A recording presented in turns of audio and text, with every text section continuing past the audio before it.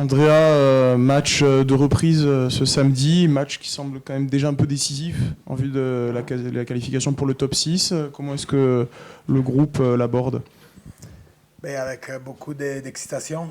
On a hâte de jouer ce match. On a retrouvé quelques joueurs qui reviennent des destinations. Donc voilà, on a bien travaillé avec beaucoup d'énergie ces dernières 2 semaines. Et on a hâte de jouer ces matchs. Ces joueurs qui reviennent, ils apportent une énergie supplémentaire, autant plus avec la dynamique dans laquelle ils sont avec l'équipe de France. Oui, 100%. Ils nous apportent de l'énergie, de l'expérience. Voilà, donc on les connaît très bien. Ce match contre le Stade français, quelles sont un peu les craintes par rapport à l'équipe qui sera votre adversaire samedi? C'est une équipe qui, pour moi, c'est très en forme. Ils ont beaucoup de confiance à ce moment. Très bon en défense. C'est une équipe qui adore défendre. Très fort en conquête aussi, touche et mêlée. Et voilà, et cette saison, je trouve qu'ils sont beaucoup plus dangereux en attaque aussi. Donc voilà, c'est une équipe qui, à la maison et à l'extérieur, vraiment a posé beaucoup de questions aux adversaires et s'appuie beaucoup sur leur force. Défense, jeu au pied, et cette saison, en attaque aussi, ils font de belles choses. Le dernier match à Mayol, on s'en souvient, c'était contre Clermont. Est-ce que l'équipe a aussi des choses à se faire pardonner devant ses supporters? Ah oui. On a tous des choses à nous faire pardonner. Mais c'était un match vraiment compliqué, celui de Clermont. Depuis, on a travaillé très dur, notamment en défense. Beaucoup notre défense, beaucoup notre jeu au pied et notre conquête. Et voilà, on sait que ça peut être notre force, les 3 points là, et donc on veut être présent d'abord en défense et bien sûr en conquête contre eux. Et avec notre jeu au pied et la qualité qu'il y en a derrière, on peut mettre la pression sur ça. Il y a 4 points d'écart avec Paris, donc qui est 6e. Est-ce que tu considères qu'il est décisif déjà ce match pour ne pas laisser le wagon de tête s'échapper? Oui, tous les matchs sont très importants. C'est un match à la maison, c'est un match après une période un peu compliquée. Donc bien sûr, on sait que c'est un match très important pour nous et pour la suite. Andrea, ce match, c'est aussi le retour de Pierre Mignoni sur le banc. Je pense que ça va être un grand plaisir pour les supporters de le retrouver. Est-ce que tu peux nous raconter comment tu as vécu cette période, l'inquiétude peut-être de ses proches, du staff pendant cette période-là, et voilà, comment vous le sentez depuis son retour? C'est important qu'on puisse t'entendre aussi, parce que le staff, je sais qu'il y a une grosse solidarité avec Pierre, évidemment. Oui, tout à fait. Mais comme on l'a vécu, je pense que tout le monde a pris ses responsabilités, on s'est bien partagé le travail. Et voilà, c'était dur, mais c'était important aussi pour nous et pour les groupes de travailler d'une façon un peu différente, sans Pierre, qui c'est bien sûr très important pour nous et pour les groupes. Donc voilà, je pense que tout le monde a pris ses responsabilités, les staffs et les joueurs aussi, parce que les joueurs, vraiment, ils ont pris beaucoup les choses en main. Et malgré la difficulté, c'était très intéressant de voir une dynamique un peu différente. Qu'est-ce que ça change justement, Andrea, le retour de Pierre là, sur le bord du terrain? C'est notre boss, donc ça fait plaisir de retrouver Pierre avec nous. Voilà, donc on continue à travailler. Chacun fait son job, mais c'est bien de retrouver Pierre à la tête. Est-ce que tu as senti que cette semaine, malgré le retour de Pierre, les joueurs ont continué de prendre leurs responsabilités, de prendre les choses en main, comme ils l'ont fait quand il n'était pas là? Est-ce que tu as senti que ça continuait comme ça ou qu'ils se sont peut-être un peu relâchés? Non, ils ont continué. Tout à fait, ils ont continué à prendre les choses en main. On sent des joueurs de plus en plus concernés, qui prennent de plus en plus la parole dans les meetings qu'on fait, sur les terrains. Franchement, il y a une dynamique à l'intérieur du groupe un peu différente. Voilà, c'était un peu dur, ces blocs du milieu qu'on a passé, mais là, je trouve qu'on est en train de basculer dans quelque chose de différent. Mais toi, Andrea, à titre personnel, on a tous pris plus de responsabilités. Comment est-ce que concrètement ça s'est passé ces semaines d'absence de Pierre pour toi sur le terrain avec les joueurs, la façon dont tu as peut-être pris le relais sur le terrain d'entraînement? Est-ce que tu peux nous expliquer un peu ça de ton point de vue à toi? Mais forcément, quand il n'y a pas Pierre, il organisait les semaines d'entraînement, les contenus des entraînements, les équipes, les rotations, il fait beaucoup de choses. Et donc quand il n'est pas là, forcément quelqu'un il doit prendre les relais. Et avec les staffs, on s'est partagé un peu les travails et voilà, c'est bien passé, on a bien travaillé. Et tu prends la mesure du coup de tout son travail. Pierre nous avait dit en interview que tu avais pris quelques jours à diriger les séances, tu étais un peu fatigué. Ouais, je faisais 5 heures du mat, 7 heures le soir pendant quelques jours. Et je peux vous dire que c'est très dur. Donc je comprends très bien la charge de travail de Pierre, parce que vraiment lui il le fait depuis je sais pas combien des ans. Et voilà, c'est très dur. Et ça t'a permis d'apprendre, toi, aussi sur ton métier d'entraîneur? Ouais. Chaque jour, j'apprends des choses différentes, des choses... et oui, c'était intéressant. Et quand on voit Pierre, justement, subir ce qu'il a subi, est-ce que toi, tu te dis, en tant qu'entraîneur adjoint, toi, Sergio, les autres, vous dites est-ce qu'on a une part de responsabilité? Est-ce que tu te questionnes, tu vois, sur ce qui est arrivé à Pierre, de manière inconsciente peut-être? Oui, on en parlait. Quand Pierre est revenu, bien sûr, on a parlé de la charge de travail, de l'importance de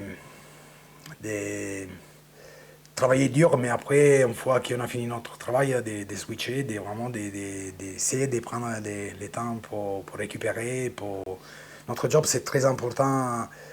Dans notre job, c'est très important l'énergie qu'on met chaque jour. Et donc, c'est très important de récupérer, d'avoir une bonne attitude chaque jour. On est les premiers qui les joueurs regardent avant une séance ou avant un match. Donc, très important. Tu dirais que c'est un peu mieux réparti aujourd'hui, que Pierre vient peut-être un peu plus tard à l'entraînement et que vous dispatchez un peu plus les choses, comme toi aujourd'hui, par exemple, en conf de presse?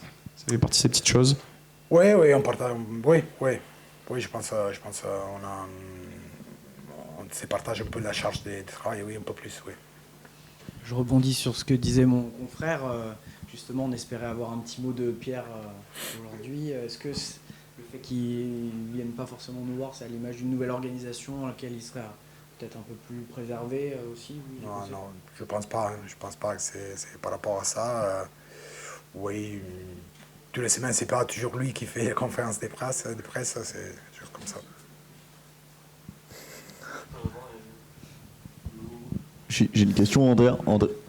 Ouais. Il n'y a pas Kyle Sinclair dans le groupe. Est-ce que tu peux nous donner des nouvelles de Kyle? Et tu peux nous faire aussi un petit mot sur Mathias Alagaï qui fait son retour dans le groupe élargi. On l'a plus vu depuis la deuxième journée, il a un peu galéré avec les blessures. Est-ce que voilà, c'est aussi partie un peu des jeunes leaders du groupe importants? Est-ce que tu peux nous faire un mot sur Kyle et sur Mathias? Ouais, Kyle, il était malade la semaine dernière, donc jeudi et vendredi, malade, et après il a eu une infection, donc voilà.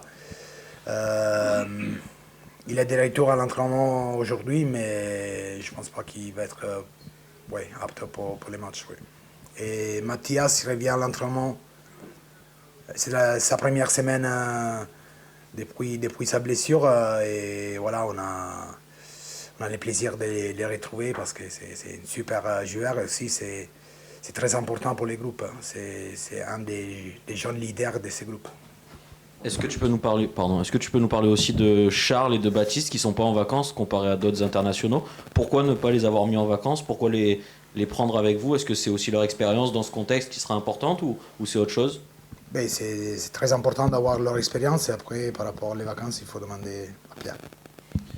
On a vu le lundi aussi qu'il y avait Antoine Frisch qui était de retour parmi vous. C'est un garçon que tu connais mieux pour le coup, qui correspond un peu à ce que tu fais, entraîneur des trois quarts. Comment il est Antoine? Comment tu le sens? Est-ce qu'il est vraiment proche d'un retour? Et comment on l'a vu assez en forme en tout cas sur l'entraînement du lundi. Est-ce que tu peux nous parler un peu de lui? Oui, il est très en forme. Il a bossé très très dur. Il revient sur les entraînements rugby. Il fait des très très bons entraînements unit avec les 3 quarts. Vraiment, il m'a impressionné cette semaine. Et voilà, il va revenir petit à petit. Mais je le trouve très en forme et très, très concerné, très affûté. Il est un peu aussi revanchard, alors qu'il galère un peu avec les blessures. Ouais. C'est un joueur hyper important. Et malheureusement, il n'a jamais pu vraiment enchaîner depuis son arrivée au RCT. Oui, je pense qu'il a vraiment hâte de démarrer son histoire avec les clubs. Il a fait toujours 2 matchs après des blessures derrière. Il a jamais pu enchaîner des matchs. Je pense qu'il a hâte de démarrer un peu son histoire ici. Il n'est pas dans le groupe, mais est-ce que tu penses qu'on peut le revoir d'ici 1 à 2 semaines? Enfin, tu le sens proche là de revenir et de jouer? Oui, je le sens proche. Après, bien sûr, on a des matchs très importants, mais s'il continue comme ça, oui, il va revenir bientôt. Est-ce que tu peux nous dire un mot aussi sur Chiochvili, s'il te plaît, même si c'est pas ton domaine particulier. Si vous l'avez lancé à Lyon pour sa première en pro, il a connu sa première sélection aussi depuis. Comment tu le sens? Comment il est? Est-ce que tu le sens prêt à enchaîner? Il est encore dans le groupe cette semaine. Qu'est-ce que tu peux nous dire de lui? Vous l'avez vu, ce qu'il est capable de faire, c'est un profil qui n'a pas trop dans l'équipe. Tu vois, un joueur capable de nous faire avancer, même s'il n'y a pas trop d'espace. Donc, c'est un joueur avec beaucoup de talent, très dur, mentalement, il est très très fort. Il faut lui faire confiance. Il va se tromper, bien sûr, mais je pense que nous, on a la responsabilité de lui donner la confiance et de les mettre dans les meilleures conditions possibles. Ça veut dire de lui faire les choses qu'il fait bien. Ça veut dire porter les ballons, essayer de faire des choses simples, mais dans lesquelles vraiment il est très capable de faire la différence. Pareil, c'est pas tellement ton domaine. Je voulais parler rapidement de Jérémy Toevalou. On a appris il y a quelques jours qu'il allait en prêt à Grenoble. Est-ce que tu peux nous parler rapidement des motivations de ce choix de prêt? Est-ce que c'est que pour cette saison ou aussi pour la saison prochaine? Et il faut demander à Pierre et à Laurent Emmanuel. Et moi, je ne rentre pas dans ça. Ouais. Désolé, je n'ai pas assez d'informations pour ça. J'ai une question, Andrea. On a vu un 6 Nations, toi tu as dû regarder les matchs avec beaucoup de points et on voit notamment le rugby où il y a de plus en plus de points. Est-ce que toi ça te plaît en tant qu'observateur, responsable de l'attaque, ou est-ce que tu trouves que c'est un peu inquiétant de voir cette dérive, de voir un rugby avec de plus en plus de points? C'est un peu le top 14 qui fait pour l'instant office d'un championnat qui garde un peu plus à l'ancienne avec un peu moins de points. Qu'est-ce que tu en penses toi de ce rugby avec beaucoup de points? Oui, c'était une situation complètement différente par rapport aux autres éditions. Et je trouve que dans ces rugby modernes, quand tu n'as pas d'équilibre, ça veut dire équilibre entre défense, attaque et jeu au pied, mais tu subis. Et je trouve que quand il y a des équipes qui défendent pour trop de temps, les dernières 20 minutes, ils ont pas plus d'énergie. Il y a des façons de défendre différentes dans ces rugby modernes. Chaque collision, il y a beaucoup d'efforts. Donc les équipes qui défendent les plus, forcément, ils sont un peu en difficulté. Et on a vu aussi les équipes qui attaquaient les plus, qui marquaient beaucoup de points. Donc l'Angleterre a marqué beaucoup de points contre la France, ils ont beaucoup attaqué, l'Irlande pareil, l'Écosse contre la France c'était pareil, ils ont presque eu tout le temps la possession, donc c'est très intéressant, mais... Est-ce que c'est pas un peu dangereux? Est-ce que c'est pas un peu dangereux? Par rapport à quoi? Pour l'avenir du rugby. Mais déjà, avoir beaucoup d'essais, avoir beaucoup de points, c'est pour qui regarde, je pense que c'est plutôt agréable. Non, je pense pas. Je pense qu'on a eu la qualité des matchs qu'on a vus, c'était de très haut niveau. Je suis pas trop inquiet par rapport à ça, mais voilà, on a vu des attaques vraiment très, très compétentes et très, très difficiles à arrêter. C'est à Brian, c'est le retour du top 14 ce week-end. Dans quel état d'esprit est le groupe après quelques temps de vacances et aussi avec le retour de Pierre?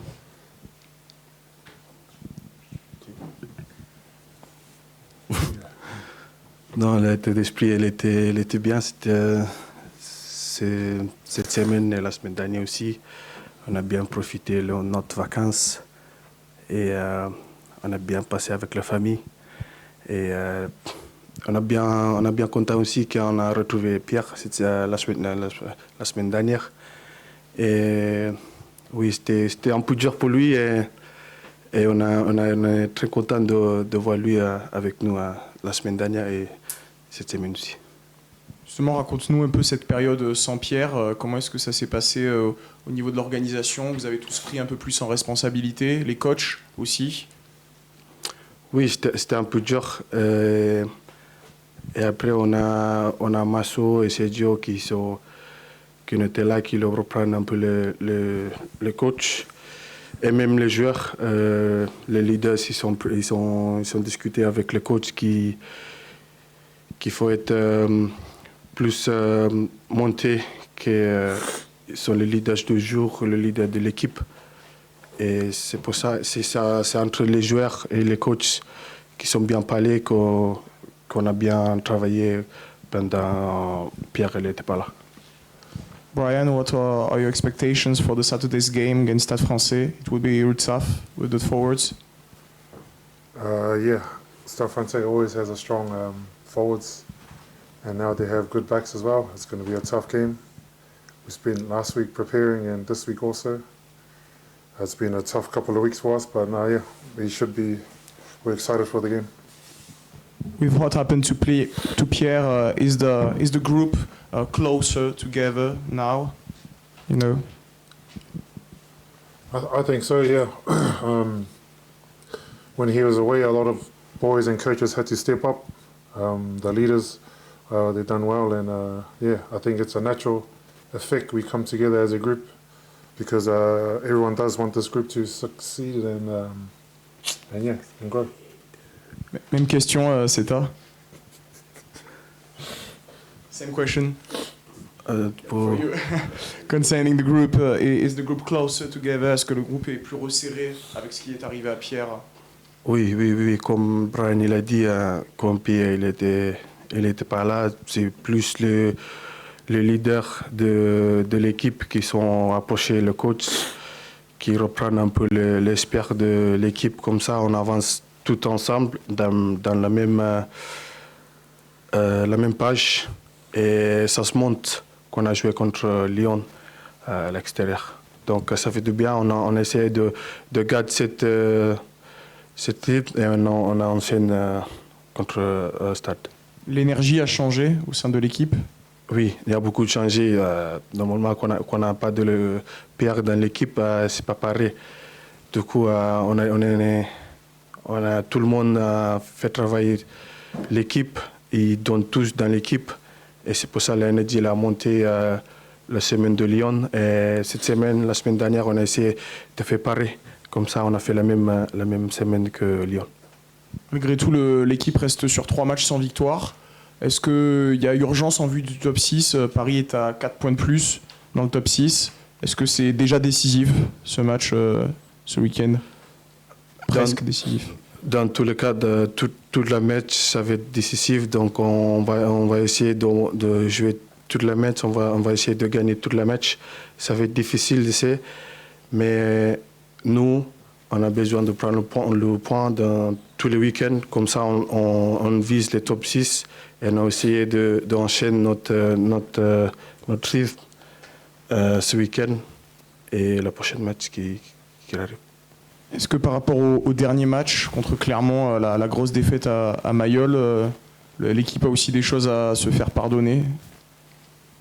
C'était rare quand même de voir Toulon à ce point dominer à Mayol, CETA. Et est-ce que dans ce sens-là, il y a aussi ça qui rentre en jeu? Oui. Et c'est comme ça le rugby. Quand tu domines pas le match, tu prends 30 ou 40 à la maison. Et il faut juste faut que tu relèves et avance la semaine prochaine et tu passes à un autre truc. Et essayer de laisser passer les trucs, ça passe. il faut surtout ramener l'équipe avec toi.